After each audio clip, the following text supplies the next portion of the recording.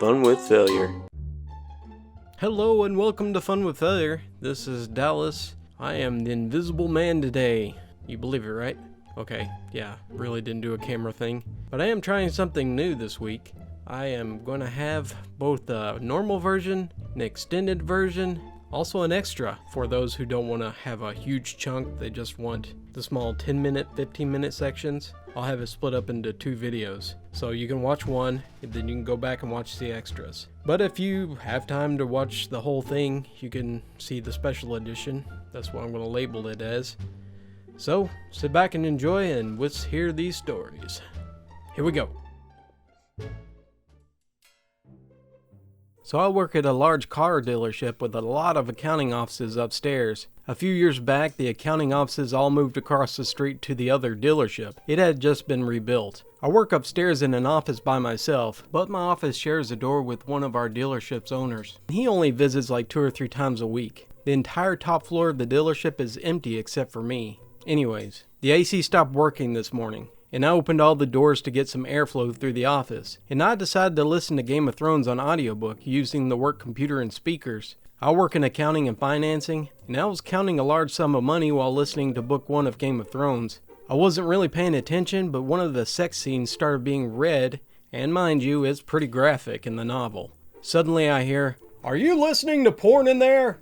I assumed it was one of the salesmen who also liked Game of Thrones, and I said, "Yeah, enjoy it." Then I hear footsteps behind me, and in walks the owner through the shared door. He had dropped by and was working at his desk. I started apologizing, and I told him, "I'm sorry, I thought you were Steven. I wasn't really paying attention because I was counting money." He seemed to get some humor out of it, and I haven't been fired yet. Hopefully I won't have to update this later to TIFU and got fired for listening to Game of Thrones at work.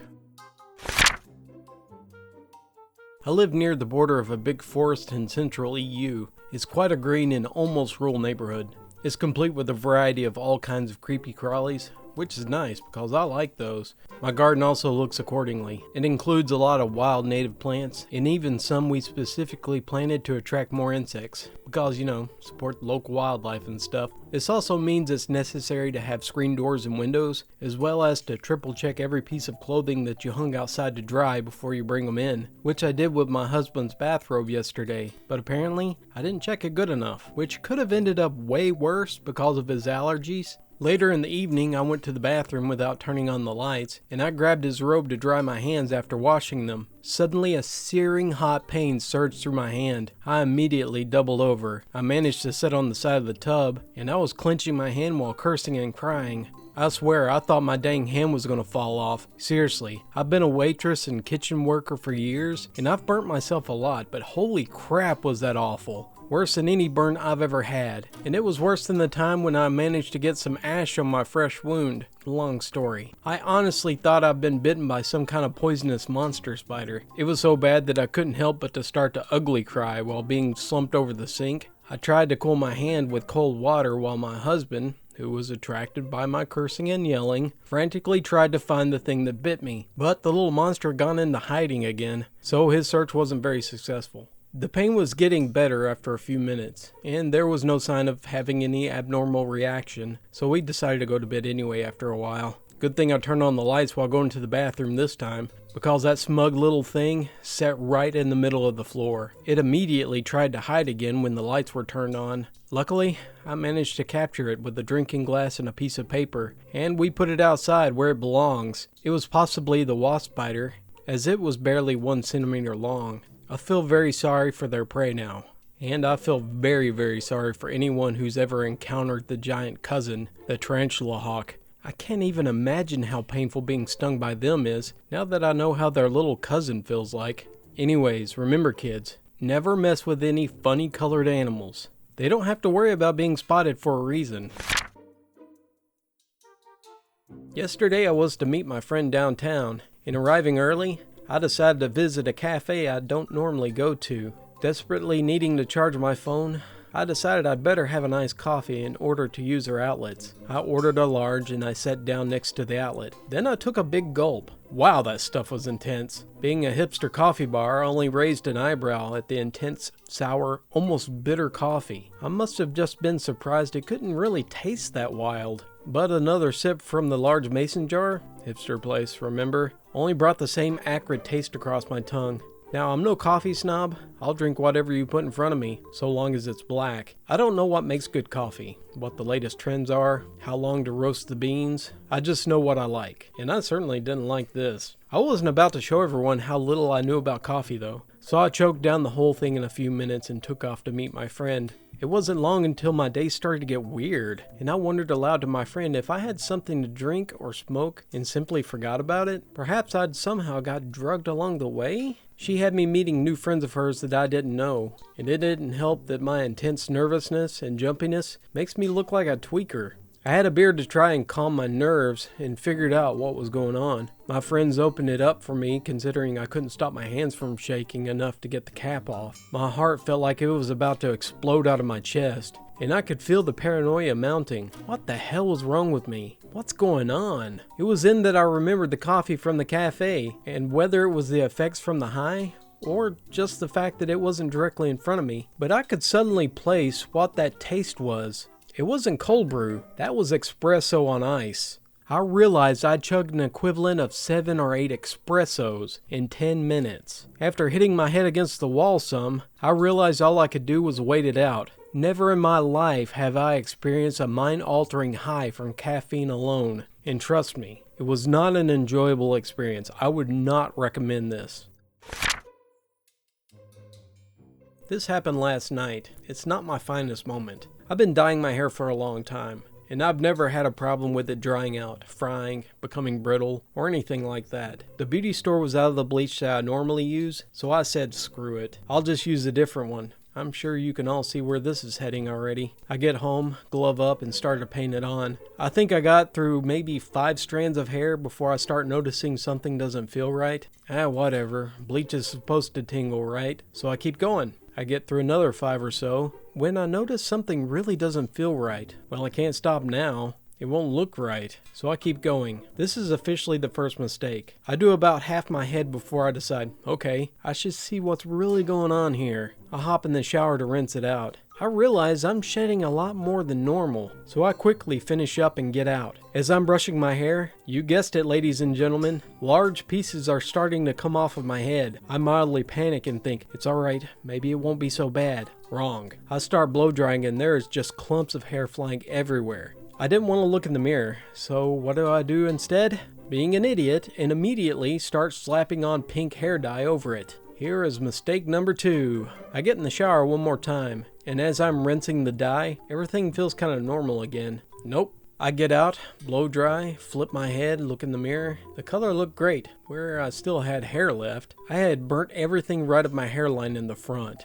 I have about an inch or 2 of hair left there, and it doesn't want to go anywhere but stick straight up, while the rest of my hair just goes directly around it. So now I have to go to work today with long pink hair that has weird short spikes all across the front and some random small bald spots on the top. I am also going to have to get a drastic haircut to try to make it not so noticeable. I'm still shedding way too much, and I'm about to be the center of jokes to my coworkers. Wish me luck, guys.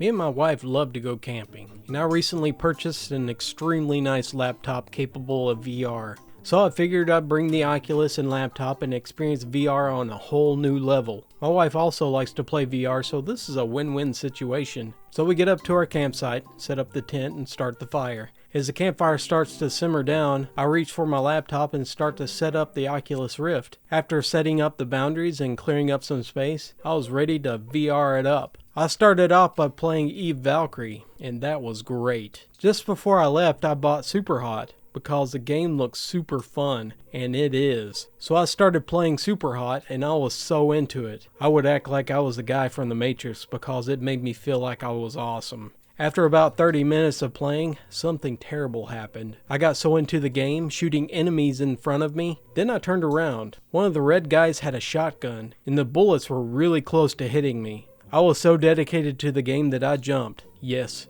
jumped right out of the way, which ended up saving my virtual life, but for my real life it screwed me up. You see, I would have been fine if I landed on the ground, but nope.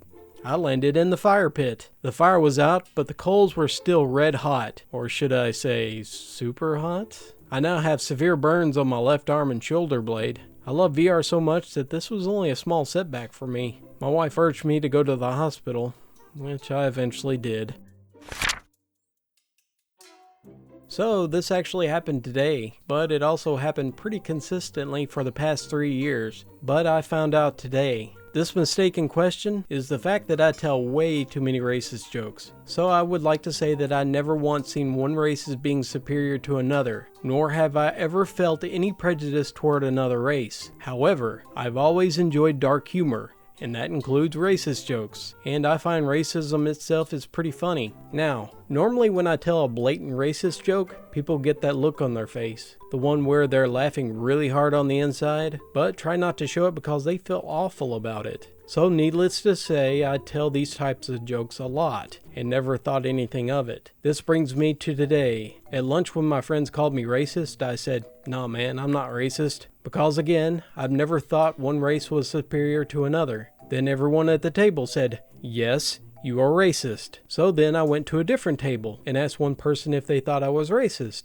The entire table said yes. Then the rest of the day I went around asking people if they think I'm racist. If I were to give a rough guess on how many people said yes, I'd say it was about every single one of them, give or take none, because it was all of them. So I looked up the definition of racist, and lo and behold, I am most definitely racist. Apparently, in order to be racist, you don't actually have to think or feel racist, you only have to show it.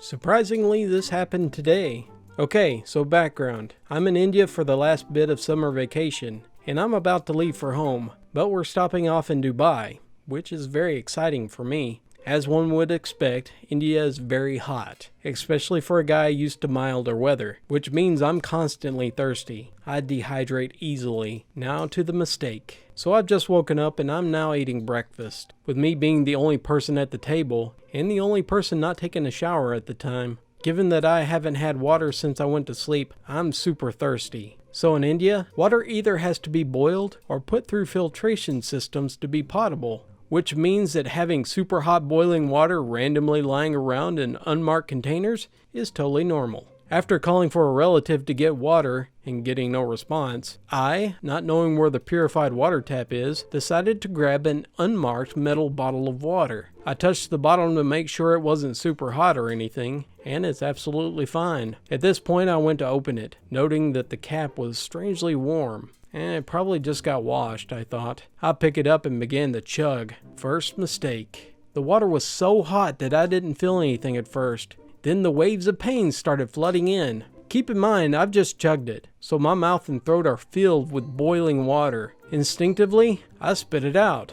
Second mistake. Not only does the water make contact with my clothes, burning my mosquito bite covered legs, it also splashes all over the floor. Now that's not quite relevant yet. I scream, as one naturally would when given that my mouth, tongue, and throat have been seared medium rare. I whirl around looking for any source of preferably safe cold water. Third mistake. So in India, most dining rooms tend to have a faucet out in the open, which was almost the case here. In this specific house, the faucet was separated from the dining room by a single doorway, in this case a raised doorway about an inch off the ground. I see the faucet and I sprint for it, slipping on the previously spilled water, and I slam my right foot into the wooden raised part of the doorway, with such force that it left a dent and tripping me. I face planted into the hard tile floor, chipping one of my front teeth. At this point I'm kinda just numb from all the pain, and semi-lost consciousness. At this point my toe is pretty badly bruised and my toe is jammed. My tooth has a minor chip, and my mouth and throat feel like I've been deep-throating a ghost pepper. To make things worse, my sense of taste is completely gone. So I probably won't be able to properly experience Nusret in Dubai. When I come home after school, I walk in the house to be hit with the strongest smell of smoke. I turn the corner to see my mom and sister fanning out the microwave. My sister put noodles in the microwave without the water. The top of the noodles are black and smell like butt and fire. So I take it outside. 2 hours later, it still reeks horribly. We've tried fanning it out and turning on anything with a motor in the house. The inside of the microwave has been thoroughly cleaned with citrus juice, but the smell prevails. Suddenly, I remember this thing I read about realtors online. I've heard that they put caps of vanilla in an oven at low temperatures, and it makes the house smell like a cake. It doesn't take much, I figure. This microwave smells like a smoker's gray areas. So I add a little extra, maybe not a little, maybe like a few tablespoons. I set it in the microwave and I put it on high for 30 seconds. It starts bubbling and steaming and wow, the smell is fading away. The clock stops and I get an idea. Let's steam the vanilla and keep the microwave door closed. Just like steaming mucus out of your nose in a hot shower.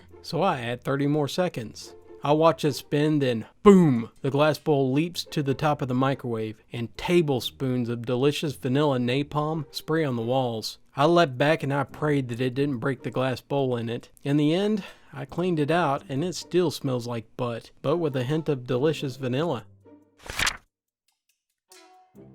Unlike most TIFUs, this actually just happened. It is around 3:30 a.m. where I live. Just as I'm about to enjoy a nice YouTube binge watch before falling asleep, I notice a black spot on my ceiling. Being someone who has white walls and white ceilings, this could only mean one of two things. Either I knocked something into my ceiling or, well, it was the second thing. A fracking spider. Naturally, of all places in my room to chill, it decides that right above my bed is the best. Well, there goes any chance of me getting any sleep tonight. Normally staying up all night would be alright, but seeing that I actually had to show up at work tomorrow, that wasn't an option. After staring at it and hope it would finally leave after deciding my collection of vinyls and other hipster crap is too much for him. Apparently he enjoys the Decemberist and Starbucks coffee as much as I do. Finally, I decided I needed to take action. I grab an old guitar catalog on my bookshelf and decide this is the perfect weapon. Since I have fairly high ceilings, the only way to go in for the kill is to be standing on my bed. Just as I was about to go all SEAL Team 6 on the spider, I realized I'm not the most graceful person, and there's a good chance I might manage to hurt myself. In the end, I decided I need to be my own hero. I take one giant step for mankind onto the bed and boom, I smashed the spider. And just as I'm moving the book, it made one last leap of faith toward me. As you can imagine, I freaked out, and I fell off the bed, landing perfectly on the side of my foot, and then twisting and smashing my knee into the metal bed frame. So here I sat on the floor trying to hold back tears, as I try to reassure myself that I did not just break my foot. Thankfully, I decided I'm alright, until the adrenaline starts to wear off, and I realize my foot is throbbing like hell. As I hold back tears, I realized I just destroyed what little dignity I had left, and I managed to just make my fear of spiders worse by adding a newfound fear of beds. I'm finally past this enough to write about it. I've been rattled for the past few days, and I don't rattle easily. This will be long, and I apologize in advance. Here's a preface. I'm renovating an old brownstone in Brooklyn. These are row houses, all connected to a common, and old as the city sewer system. Earlier this week, I decided to try to shore up the vertical section that had sagged, and broken some retention straps that reinforced it. Luckily, this was on a branch of plumbing that we weren't using, but still. I'd be bringing in a plumber to fix it later, but this, I felt, couldn't wait, as it was an absurdly large cast iron stack, weighing hundreds of pounds. It's an 8-inch pipe out to the street, which is about double what is really needed for residential. So let's paint the scene. I'm wearing a cheapo LED headlight, which is at best pretty dim. 20 to 30 lumens tops. The basement is very dark and shadowy, with a few bulbs off in the main part of the basement, and that's it. This pipe is coming down from several floors above, and it is the darkest corner of the basement. I've been noticing some water bugs, a polite name for the largest flat American cockroach that often inhabits basements. It's different from the brown German cockroach that will invade your cabinets, but no less gross. Now, let's keep things in context. Some to me at this point was more than one, alive, at a time. So several is a more accurate description. Nothing infestation level, just several, a few, a handful. Given the age of the house and how long it's been empty, it's not unexpected. I hate bugs, by the way. I've broken bones, had wounds deep enough to require multiple layers of stitches, I was hit with a gut-wrenching realization that human flesh smells like hot dog when cooked by unknowingly grabbing a fresh welded piece of metal. I'd rather go through any of that again than have a bug of significant size crawl across me. Ugh. My irrational fear here will maybe explain some of the poor decision making that you're about to read. So anyway, as I start attaching a retainer strap to the lowest portion of the cast iron pipe stack, I hear it. I'm not aware of what I am hearing, but I'm hearing something. We'll get to that in a minute. I'm crouched inches away from the stack, about to stand up so I can bear hug this thing into place and relieve the strain it's been putting on the supporting brace and other straps. Have you ever played a horror video game where you have a flashlight as your main or only light source? How you have to scan slowly with only a small field of vision? That's my lighting situation down here in this corner. There I am, face about a foot away from this pipe with a small cone of light. As I raise my head upward, revealing a small portion of the pipe at a time, something is off about what I'm seeing. My brain just isn't putting it together, so I adjust my headlamp a bit and lean in a bit closer, looking up along the length of the pipe, pitch black becoming suddenly illuminated in a slow reveal as I sweep my sight and light across. That's when I realize I'm seeing shadows. Time itself slows. Shadows of antennae. Hundreds of pair of dancing, twitching antennae, exaggerated both by the size and apparent movement against the wall behind the pipe by the stark directional light of the headlamp LED. It also occurs to me what I've been hearing. That white noise, barely audible, the rustling of leaves, etc.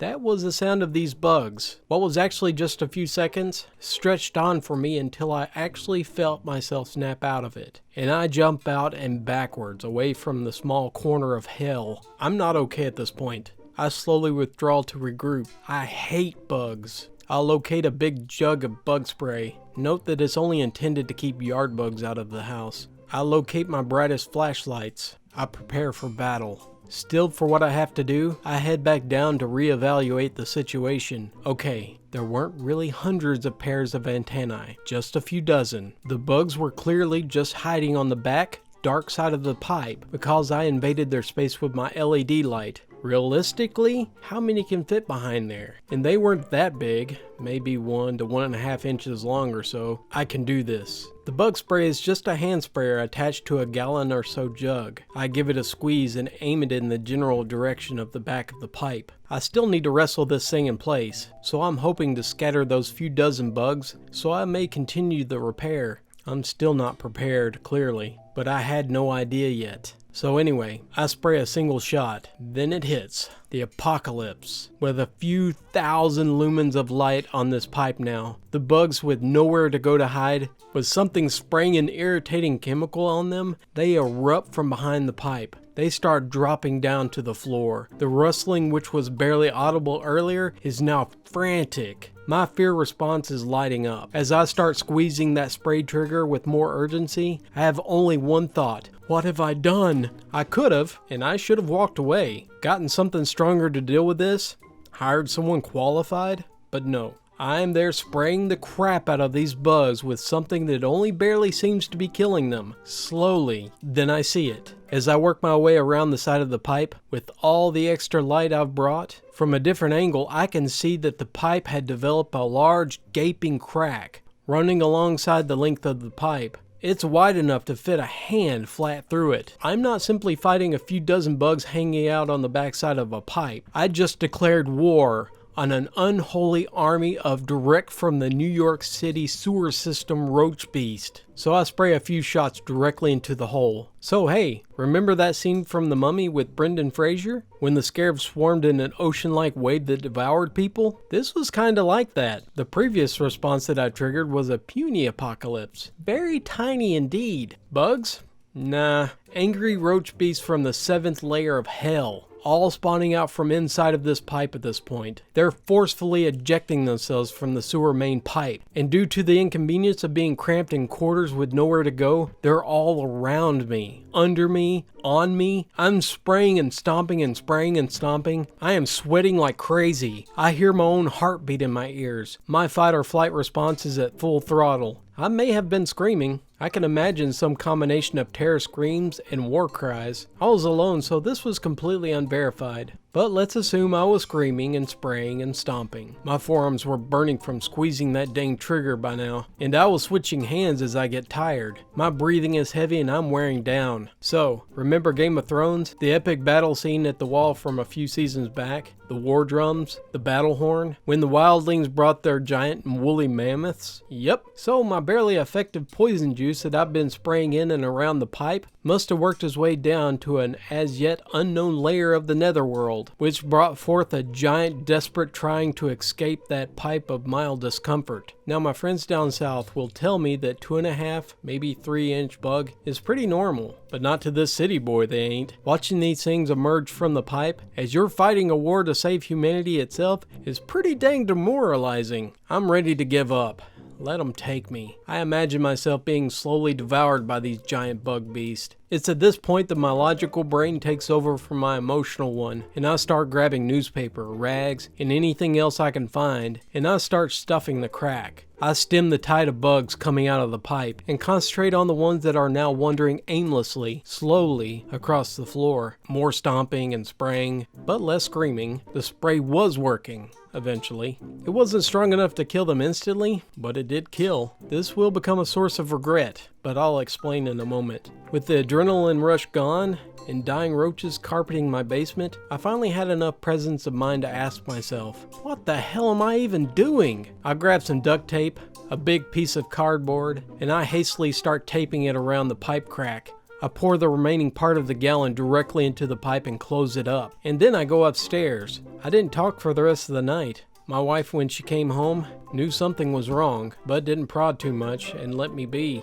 I was rattled beyond measure. Just typing this out makes my skin crawl all over again. She laughed the hardest she had in a long time when I told her the story the next day, but I wasn't totally okay for a day or two. So fast forward a little, the gift that keeps on giving. Seems like this product is a slow, long-lasting killer. 4 days out now and I'm still finding dead and dying cockroaches. I clean them up, come back later, find more, repeat. The rate is slowing down. Instead of a dozen every few hours, we're down to about 6 to 8 emerging overnight. I haven't called anyone to replace the main yet, because now I see the severity of the crack. That changes the way I'll need to approach it. I'll have to open up some wall upstairs, and I'm betting the entire stack will be replaced, roof to basement. I've decided instead to enjoy my long 4th of July weekend, and mentally recover after revisiting. Thank you for reading.